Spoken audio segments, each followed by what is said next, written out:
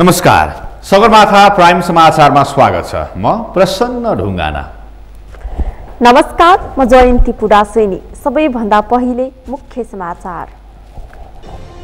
नेकपा दाहाल नेपाल पक्ष र जनता समाजवादी पार्टी नेपालका नेताहरूबीच भेट।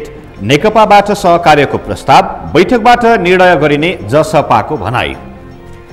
नेकपा दल विभाजनको टुङ्गो नलागेसम्म कुनै पनि पक्षसँग सहकार्य नगर्ने कांग्रेसको निर्णय। प्रधानमन्त्री विरुद्धको अविश्वासको प्रस्ताव आए संसदमै निर्णय गर्ने। सांसद रेशम चौधरीको रिहाईको माग गर्दै थारू समुदाय आन्दोलनको तयारीमा। आन्दोलन प्रतीकात्मक हुने, बल प्रयोग भए प्रतिरोध गर्ने घोषणा। अस्ट्रेलियाले गुगल र फेसबुकलाई समाचार प्रयोगका लागि शुल्क तिर्ने कानून ल्यायो। समाचार प्रयोग गरे बापत सम्बन्धित प्रकाशकलाई शुल्क तिर्नुपर्ने। र शहीद स्मारक बी डिभिजन लिग फुटबल अन्तर्गत आजको खेलमा आरसीटी र बोइज युनियनको जित। नयाँ बस्ती र झम्सीखेल युथ क्लब पराजित।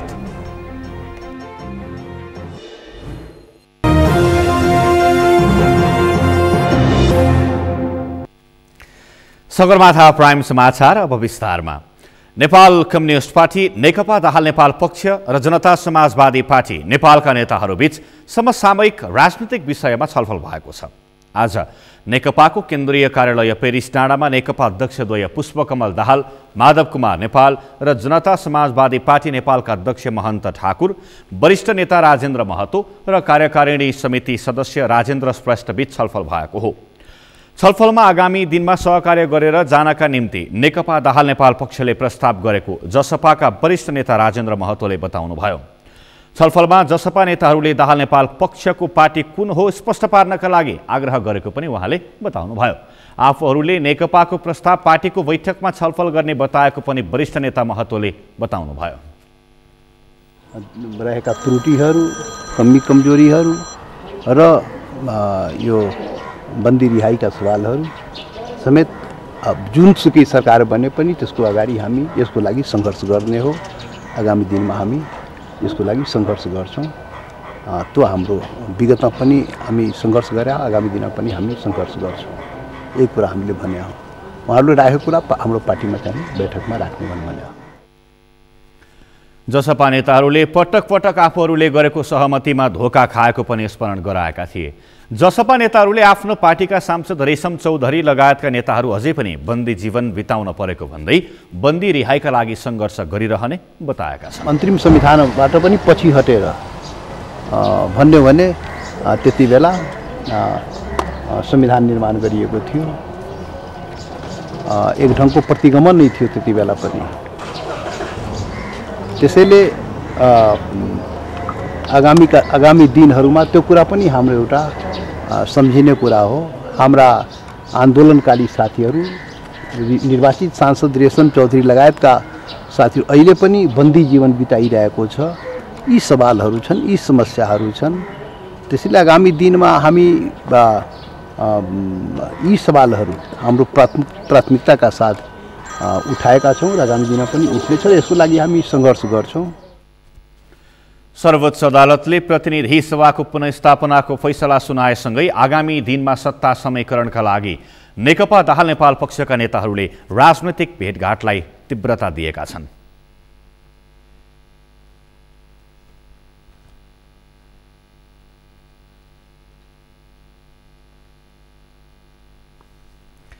संसदीय समितिले पोखरा क्षेत्रीय अन्तर्राष्ट्रिय विमानस्थल निकट रहेको रिठेपानी डाँडा 6 महिनाभित्र कटान गरिसक्न सरकारलाई निर्देशन दिएको छ।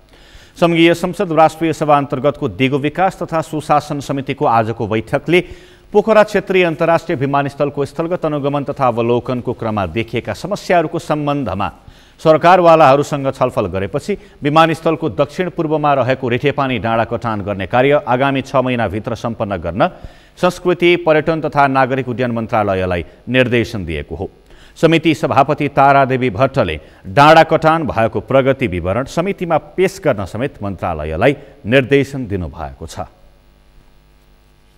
आजको यस छलफलमा संस्कृति, पर्यटन तथा नागरिक उड्डयन मन्त्रालयलाई पोखरा अन्तर्राष्ट्रिय विमानस्थलको निकट रहेको रिठेपानी डाँडा 6 महिनाभित्र कटान गरी प्रगति विवरण समितिमा पेश गर्ने निर्देशन दिने निर्णय गरियो। नेपाल आयन निगमको डिपो पोखरा अन्तर्राष्ट्रिय विमानस्थलमा 6 महिनाभित्र काम सम्पन्न गरी समितिलाई जानकारी दिने निर्णय भयो। समितिको बैठकले विमानस्थलभित्र निर्माण गर्न लागि नेपाल आयल निगमको डिपो निर्माण गर्ने कार्य पनि 6 महिनाभित्र सम्पन्न गरी समितिमा जानकारी गराउन निर्देशन दिएको छ।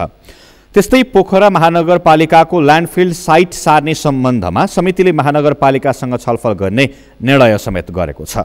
समितिले विमानस्थल निर्माणका बाँकी रहेका सबै काम समयमै सम्पन्न हुने अपेक्षा समेत गरेको छ। सबै काम छिटोभन्दा छिटो सम्पन्न गर्न सम्बन्धित सबै मन्त्रालयलाई निर्देशन दिने निर्णय भएको पनि सभापति भट्टले बताउनुभयो।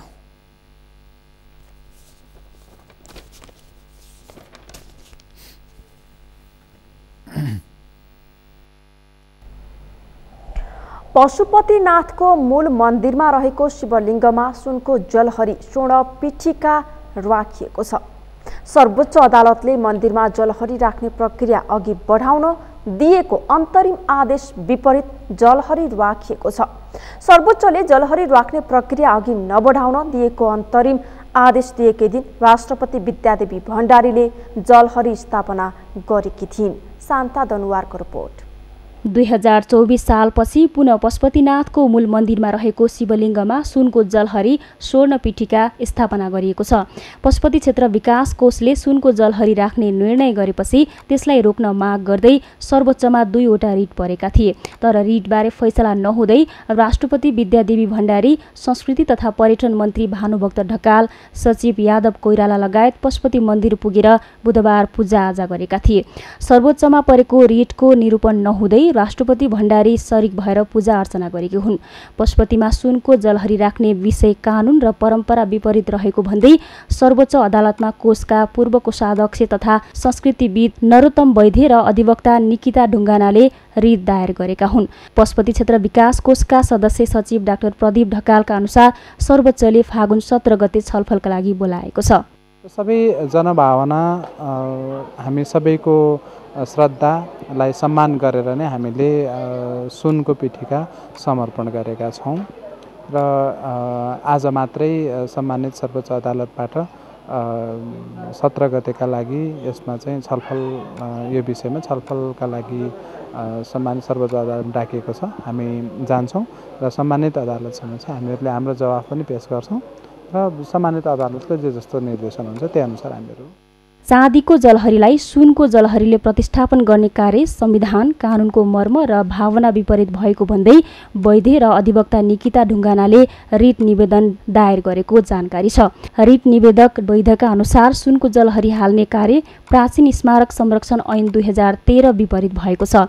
सम्बन्धित विज्ञहरूको भनाइअनुसार चाँदीको सट्टा सुनको राख्दा शास्त्रीय वा पुरातात्विक हिसाबले कुनै अप्ठ्यारो नभए पनि मठ मन्दिरको शैली वा त्यहाँ प्रयोग भएका सामानहरूलाई पहिला जस्तो छ त्यस्तै बनाउनुपर्छ भन्ने कुरामा चाहिँ दुई मत नभएको पनि जानकारहरूको भनाइ छ। कोषका सदस्य सचिव ढकालले सुनको जलहरी निर्माण धार्मिक, सामाजिक र सांस्कृतिक मूल्य मान्यता अनुसार नै गरिएको दावी गरे। चढाउने वस्तुमा त्यहीमाथि हामीले पवित्र धातु सुनलाई पवित्र धातु मानिन्छ, पवित्र धातु नै समर्पण गरेका छौँ। यसमा त कसैले पनि विवाद गर्छन् जस्तो मलाई लाग्दैन। जहाँसम्म एउटा सम्पदा प्राचीन सम्पदा र प्राचीन स्मारक ऐन अनुसारको कार्य भएन कि भन्ने जुन एउटा चासो छ त्यो पनि पहिला रहिरहेको चाँदीको जुन पीठिका हो त्यसलाई हामीले केही पनि गरेका छैनौँ। खालि कुचिएको भाँचिएको ठाउँमा हामीले मर्मत गरेका छौँ र त्यो स्वरूप जस्ताको तस्तै नै छ। स्वरूप बिगारिएको भन्ने तर्क मिल्दैन र हामीले त्यही प्रतिकृतिको उस्तै स्वरूपको सुनको पीठिका बनाएर समर्पण गरेका छौँ। त्यसैले हामीले यसमा चाहिँ कुनै भनौँ न ऐन कानुन मिचेको जस्तो हामीलाई लाग्दैन। हाल चाँदीबाट बनेको उक्त जलहरी जीर्ण बन्दै गएकाले झण्डै 2 वर्षको गृह कार्य पश्चात सुनको जलहरी निर्माण गर्ने निर्णयमा पुगेको कोषको भनाइ छ। सदस्य सचिव ढकालका अनुसार सुन पवित्र तथा सर्वोत्कृष्ट धातु मानिने भएकाले सुनकै जलहरी बनाउने निर्णय भएको बताउँछन्। विक्रम सम्वत 1838 रणबहादुर शाहका पालामा माघ शुक्ल पञ्चमीका दिन राखिएको चाँदीको पिठीका जीर्ण भएपछि 2024 साल माघ शुक्ल पञ्चमीकै दिन मर्मत गरिएको अभिलेख पशुपतिमा रहेको पनि उनले जानकारी दिए। विक्रम सम्वत 2024 चाँदीको पिठिकामा गरिएको मर्मत फेरि जीर्ण भएपछि सुनको पिठिका निर्माण गरिएको कोषले दावी गरेको छ। हाल 80 करोड लागतमा 108 किलोको सुनको जलहरी अर्पण गरिएको पशुपति क्षेत्र विकास कोषले बताएको छ। सगरमाथा टेलिभिजनका लागि क्यामेरामा केशव तिमल सिन्हाका साथ शान्ता दनवार, काठमाडौँ। सगरमाथा प्राइम समाचारमा एकैछिन विश्रामपछि सांसद रेशम चौधरीको रिहाईको माग गर्दै थारू समुदाय आन्दोलनको तयारीमा। आन्दोलन प्रतीकात्मक हुने, बल प्रयोग भए प्रतिरोध गर्ने घोषणा।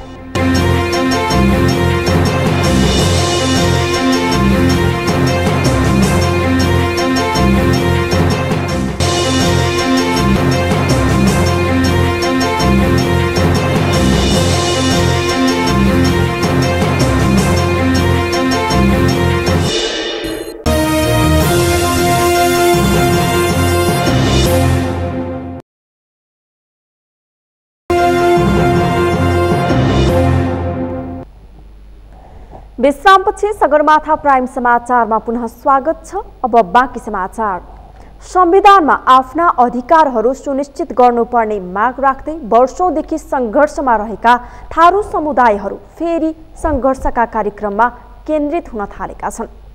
2072 भदौ 7 गते टिकापुरमा एक नाबालक सहित 8 प्रहरीको ज्यान जाने गरी भएको घटनामा प्रतिनिधि सभा सदस्य रेशम चौधरी सहित धेरै थारू नेताहरू कारागारमा परेपछि थारूहरू फेरि आन्दोलित हुन लागेका हुन्। कैलालीबाट दिनेश विष्टको रिपोर्ट।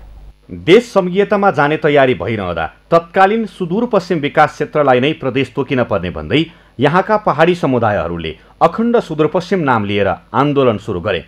त्यससँगै थारू समुदायहरूले कैलाली कञ्चनपुर सहित बाँके बर्दियासम्म थारूहट राज्य हुनुपर्ने भन्दै आन्दोलन चर्काए।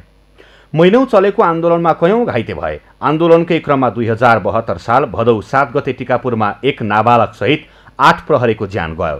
सोही घटनामा संलग्न रहेको भन्दै थारू नेताहरूले जेल जीवन बिताइरहेका छन्। उच्च अदालतले समेत जिल्ला अदालतकै फैसलालाई सदर गरेर न्याय नदिएको भन्दै थारू नेताहरू फेरि राजनैतिक नेतृत्वलाई घचघच्याउन थालेका छन्। सबै राजनैतिक नेतृत्वलाई दबाब दिन यही फागुन 15 गते थारूहट थारूवान मोर्चाले कैलालीको कैलाली गाउँपालिकामा राष्ट्रिय सम्मेलन गर्न लागेको छ। कोही कम्युनिस्ट, कोही कांग्रेस, कोही अरू पार्टी भनेर यहाँ मतलब मान्छेहरू उपस्थित हुँदै छैनन्।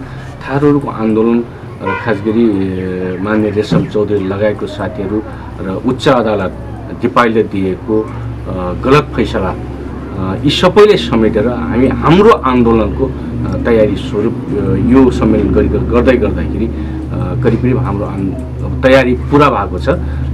हामी तपाईहरु मार्फत यति भन्न चाहन्छौँ, हाम्रो तयारी पुरा भएको छ। तयारी पुरा भइसकेको जानकारी गराउनलाई आज हामी तपाईहरुलाई बोलायौं। मोर्चाले बिहीबार हसुलियामा पत्रकार सम्मेलन गर्दै थरुहट थारूवान विशेष राष्ट्रिय सम्मेलनको तयारी 90% पुरा भइसकेको जानकारी दिएको छ। विशेष राष्ट्रिय सम्मेलनको उद्देश्य सम्मेलन आन्दोलनको नयाँ चरण रहेको जनाइएको छ। सम्मेलनमा सम्पूर्ण राजनैतिक दलबाट नेता तथा प्रतिनिधि, मानव अधिकार कर्मी, सांसद, बुद्धिजीवीहरू लगायतको सहभागिता हुने गराई हरेक पार्टीभित्र थारूप्रतिको बुझाइबारे बृहत छलफल गरी निष्कर्षको बिन्दुमा पुग्ने नेताहरूले बताएका छन्।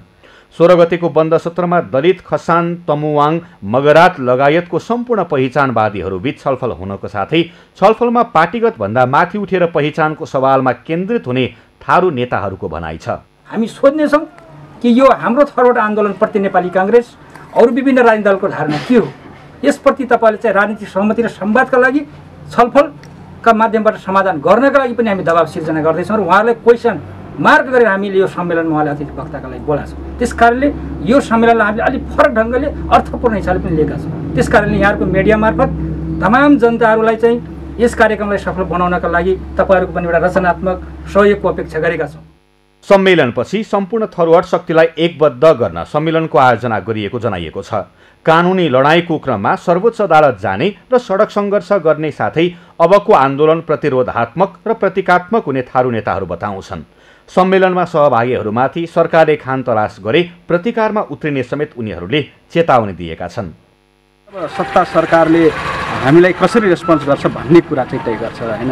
हाम्रो कार्यक्रम चाहिँ नितान्त शान्तिपूर्ण। सरकारले यदि बल प्रयोग गर्न खोज्यो भने त्यो किसिमले हैन त्यतिखेर हामी हाम्रो क्रियाकलापहरूलाई चाहिँ हामी फेरबदल गर्छौँ। सरकारलाई अझ प्रेसर गर्ने खालका केही नयाँ रणनीतिहरू ल्याउने प्रयास गर्छौँ। प्रधानमन्त्री केपी शर्मा ओलीले संविधानको धज्जी उडाएर संसद विघटन गर्दा न्यायालयले सही निर्णय गरेर संसद पुनर्स्थापना गरेको भन्दै थारू नेताहरूले धन्यवाद दिएका छन्। यस्तै अब संविधान संशोधन गरेर सबै मुद्दालाई समेट्न पर्ने उनीहरूको माग छ। सगरमाथा टेलिभिजनका लागि कैलालीबाट दिनेश बिष्टको रिपोर्ट। रूपन्देहीका फर्निचर व्यवसायीसँग घुस रकम लिँदै गर्दा एक सशस्त्र प्रहरी निरीक्षक सहित 2 जनालाई अख्तियारले नियन्त्रणमा लिएको छ। अख्तियार दुरुपयोग अनुसन्धान आयोगको कार्यालय बुटवलले फर्निचर उद्योगलाई आवश्यक पर्ने काठ ओसार पसारमा सहजीकरण गराइदिने भन्दै लिएको 50,000 घुस रकम सहित सशस्त्र प्रहरी निरीक्षक सहित 2 जनालाई नियन्त्रणमा लिएको हो। सशस्त्र प्रहरी बल नेपाल सुरक्षा बेस क्याम्प गैढहवा गाउँपालिका 3 लोन्डीहवा रूपन्देहीका कार्यालय प्रमुख सशस्त्र प्रहरी निरीक्षक दधिराम पौडेल र सोही कार्यालयका सशस्त्र प्रहरी नायब निरीक्षक राजेश पासीले काठ व्यवसायीबाट घुस लिँदै गर्दा रङ्गे हात पक्राउ गरिएको अख्तियार दुरुपयोग अनुसन्धान आयोग बुटवलका प्रवक्ता सुरेश भुषालले जानकारी दिनुभयो।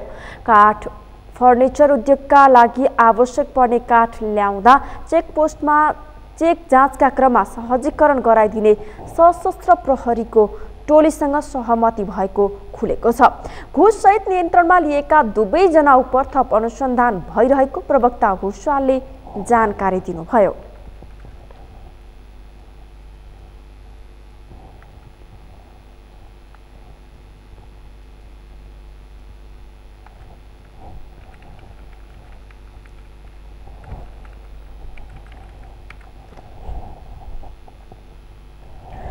नेपाली कांग्रेसले नेकपा भित्रको विवाद समाधान नभएसम्म कुनै पनि समूहसँग सहकार्य नगर्ने निर्णय गरेको छ। सभापति शेरबहादुर देउवा निवासमा बसेको कांग्रेस शीर्ष नेताहरूको बैठकले अहिले कानुनी रूपमा नेकपा एक रहेको र औपचारिक रूपमा विभाजन नभएसम्म कुनै पनि समूहसँग सहकार्यको निर्णय हतार हुने कांग्रेसको निष्कर्ष छ। अमृत राज काफ्लेको रिपोर्ट। नेकपाको प्रचण्ड नेपाल र ओली समूहले आगामी सरकार गठनमा सहकार्य गर्न प्रस्ताव गरेका बेला बसेको कांग्रेस शीर्ष नेताहरूको बैठकले नेकपा अहिले पनि एउटै दल रहेको र दल विभाजन औपचारिक रूपले नभएसम्म कुनै निर्णय नगर्ने भएको हो।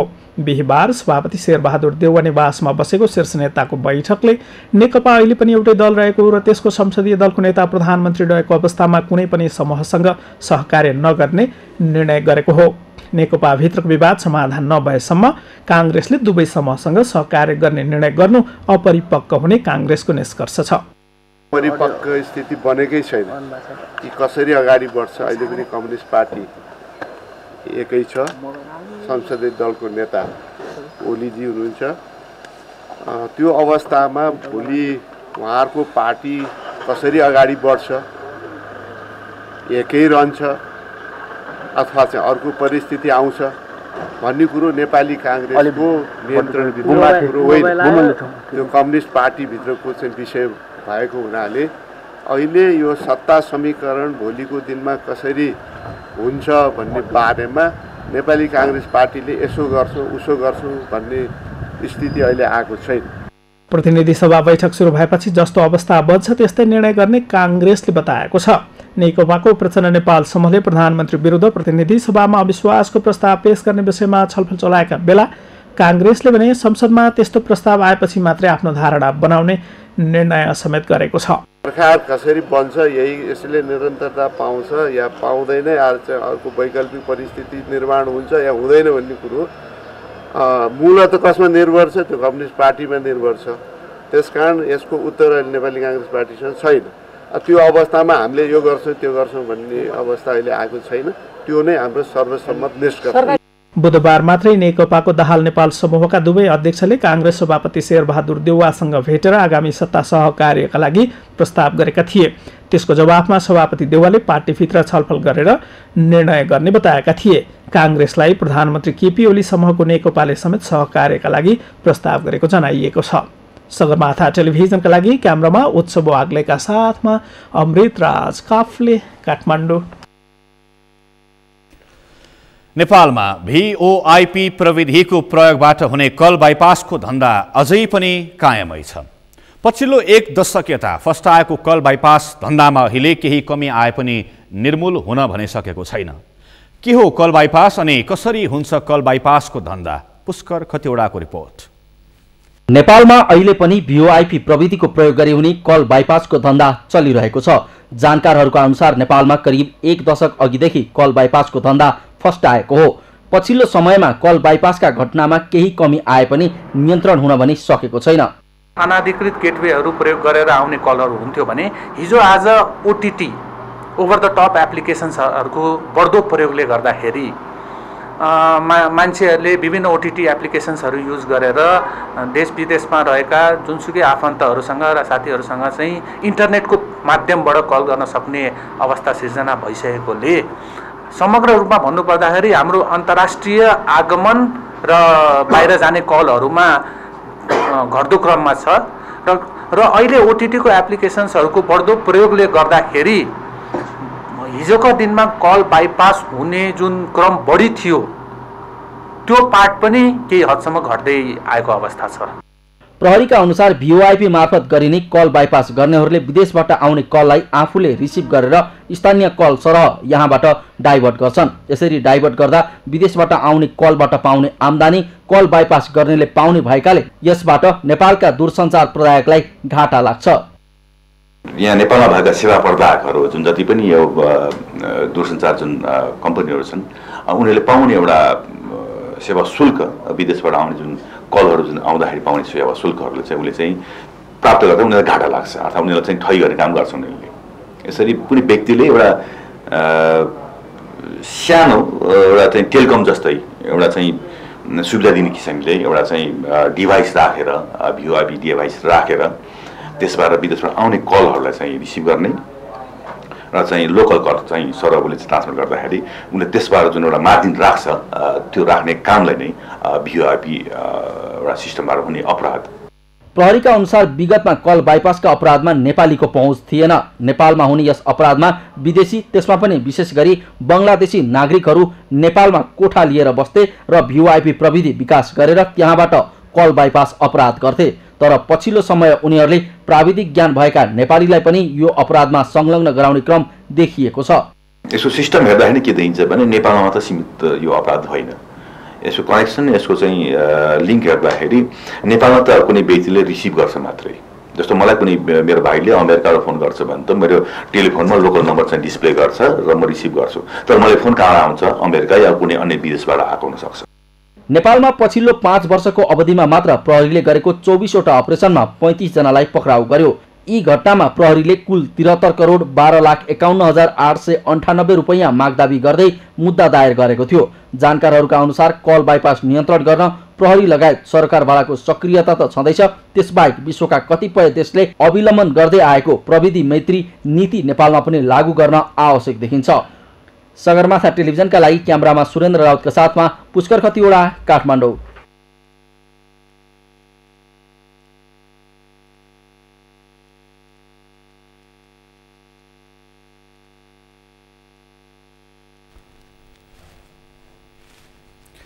म्याग्दीको मालेका गाउँपालिका 2 रुमको भिरखर्कका एक युवालाई प्रहरीले लागु औषध गाँजासहित पक्राउ गरेको छ। भिरखर्कका 34 वर्षीय होमबहादुर पुनलाई 12 किलोग्राम 850 ग्राम गाँजासहित घरबाटै पक्राउ गरिएको जिल्ला प्रहरी कार्यालय म्याग्दीका प्रहरी नायब उपरीक्षक श्यामकुमार राईले जानकारी दिनुभयो। इलाका प्रहरी कार्यालय दरवाङका प्रहरी निरीक्षक सन्तोष पौडेलको नेतृत्वमा गएको टोलीले गाँजा र पुनलाई नियन्त्रणमा लिएको हो। बोराभित्र हालेर बाख्राको खुरमा लुकाइराखेको अवस्थामा गाँजा बरामद गरेको प्रहरीले जनाएको छ। बिहिबार नै बेनी स्थित जिल्ला प्रहरी कार्यालय म्याग्दीमा ल्याइएका पुनलाई अदालतबाट म्याद थप गरेर अनुसन्धान र कारबाही प्रक्रिया अघि बढाउने प्रहरी नायब उपरीक्षक राईले बताउनुभयो।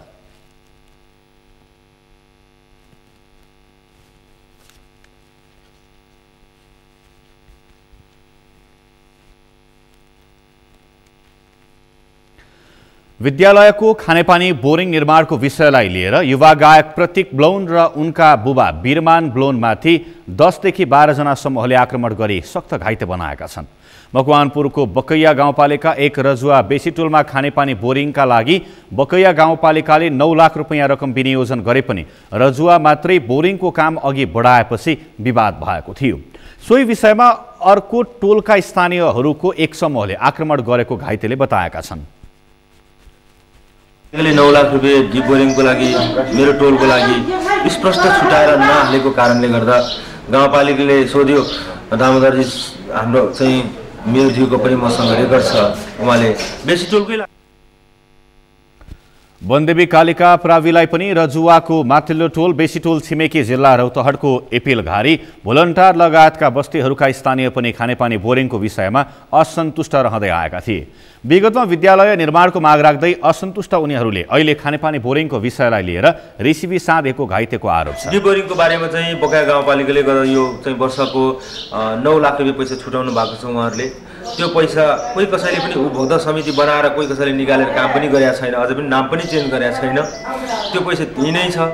त्यो पैसा उनीहरूको टोलमा हुनुपर्छ। त्यहाँनिर स्ल्याब चाहिँ उनीहरूले चाहिँ 5 लाख रुपैयाँ अलरेडी नै पैसा स्ल्याब ढलान गरेको छ। त्यसलाई शीर्षक चेन्ज गरेर स्ल्याबमा हाम्रो चाहिँ यहाँनिर गरौँ भनेर उनीहरूले भनिरहेछ। परेको पैसा चाहिँ तलको टोलको लागि हो। तल टोल मिलेर चाहिँ त्यसलाई उपभोक्ता समिति बनाउने या अथवा त्यसलाई त्यो डिप बोरिङ 9 लाख रुपैयाँले त सम्भवै छैन। घाइतेहरूको आँखा, पिठ्यौँ, हात लगायतका भागमा चोट लागेको छ। उनीहरूको निजगढ सामुदायिक अस्पतालमा उपचार भइरहेको छ। सगरमाथा प्राइम समाचारमा पालो भएको छ विश्रामको। विश्रामपछि अस्ट्रेलियाले गुगल र फेसबुकलाई समाचार प्रयोगका लागि शुल्क तिर्ने कानुन ल्यायो। समाचार प्रयोग गरे बापत सम्बन्धित प्रकाशकलाई शुल्क तिर्न पर्ने प्रावधान। र शहीद स्मारक बी डिभिजन लिग फुटबल अन्तर्गत आजको खेलमा आरसीटी र बोइज युनियनको जित, नयाँ बस्ती र झम्सीखेल युथ क्लब पराजित।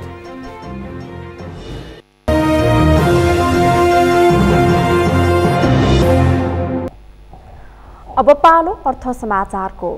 अर्थ समाचारका प्रायोजक हो आफ्नो विश्वास हो त्रिशक्ति सिमेन्ट। नेपाल उद्योग वाणिज्य महासंघ र नेपाल बैंकर्स संघ बीच लघु, घरेलु तथा मझौला उद्यमहरूका लागि वित्तीय कर्जा उपलब्ध गराउन सहजीकरण गर्ने सम्बन्धमा सम्झौता भएको छ।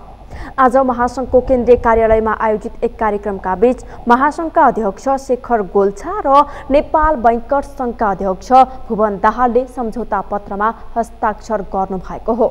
सम्झौता अनुसार वाणिज्य बैंकहरूले लघु, घरेलु तथा मझौला उद्यमहरूको प्रवर्धन एवं संरक्षणका लागि वित्तीय कर्जा लगायतको सेवा प्रवाहमा सहजीकरण गराउनेछन्। त्यस्तै लघु, घरेलु, साना तथा मझौला उद्यम तथा व्यवसायको क्षेत्रमा हुने सेवालाई प्रभावकारी बनाउन एवं सेवा सहजीकरण गर्न केन्द्रीय तथा प्रादेशिक तहमा संयुक्त कार्यदल गठन गर्ने पनि सम्झौतामा उल्लेख छ। उक्त कार्यदलले वित्तीय सेवा प्रवाहको सहजीकरणका निमित्त आवश्यक नीतिगत सुझावहरू तर्जुमा गरी सम्बन्धित निकायसँग समन्वय गरी कार्यान्वयनका लागि अनुरोध गर्ने काम गर्नेछ।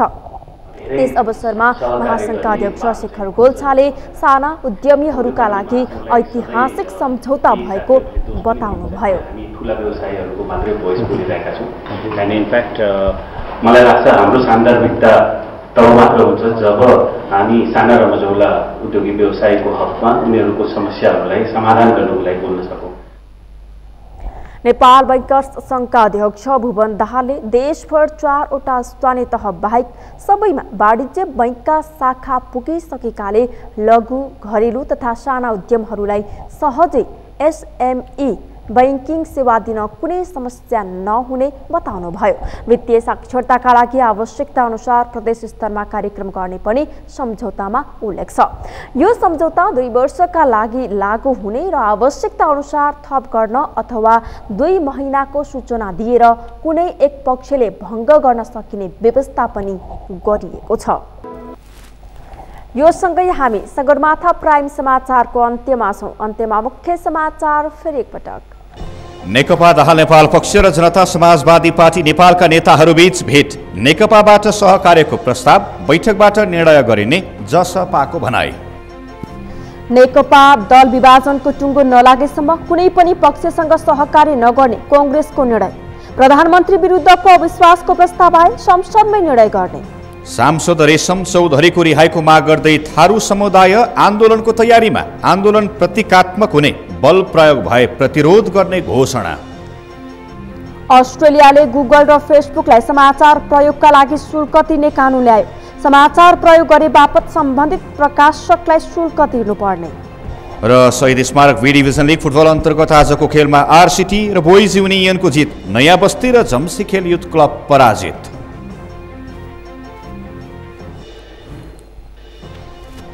हवस् त सगरमाथा प्राइम समाचार अहिलेलाई सकियो। तपाईँ समाचार बुलेटिनका साथै सगरमाथा टेलिभिजनका सम्पूर्ण कार्यक्रम www.sagarmatha.tv मा पनि पढ्न र हेर्न सक्नुहुनेछ। साथै युट्युबमा youtube.com/sagarmathatv नेपालमा हेर्न सक्नुहुनेछ।